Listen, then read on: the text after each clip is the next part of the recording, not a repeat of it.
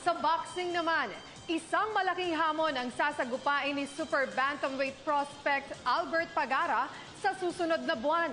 Ito'y dahil sa kanyang makakalaban ng isang dating world title challenger na minsan ang nagpahirap kay Filipino Flash Nonito Donaire Jr. Kung sino yan, alamin natin sa report ni Dennis Principe. Kumbinsido ang isang boxing analyst na masusubukan ng gusto si young prospect Albert the Prince Pagara sa darating na laban nito sa susunod na buwan.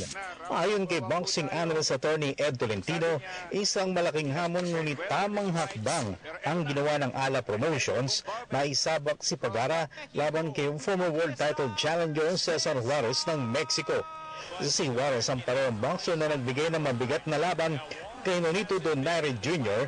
sa kanilang WBO Super Bantamweight title fight noong nakaraang Disyembre. Unanimous decision win man ang naitala ni Donaire ay hindi naging madali ang panalo nito kay Juarez na matibay na tinanggap ang best shots ni Filipino Flash. Abay, gusto kong makita kung paano magpe-perform itong si Albert Pagara sapagkat, let's be honest, he has not really been pushed against the wall, sabi nga natin. So, maaari natin malaman ngayon sapagkat Juarez is really one tough hombre. Matapos ang laban kay Donaire ay balik aksyon si Juarez noong Marso kung saan yumuko dito via split decision kay journeyman Giovanni Delgado sa kanilang 10-round non-title fight. Sa kabila nito, hindi pa rin may kukonsiderang damaged goods si Juarez kahit na back-to-back losses na ang nalalasap ng Mexican boxer. Sa katunayan, ay naniniwala pa si Tolentino na mas magiging delikado pa kalaban si Juarez nang dahil sa nangyaring mga kabiguan.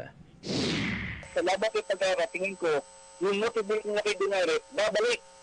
Because he's fighting a Filipino world title prospect, never been beaten as amateur or pro, ranked high in the ranking. So babalik yung kanya enthusiasm. Do not count out Cesar Juarez.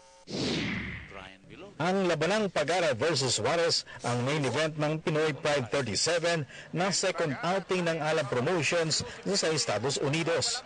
Gaganapin ang naturang laban sa July 9 sa San Mateo Event Center sa San Francisco, California.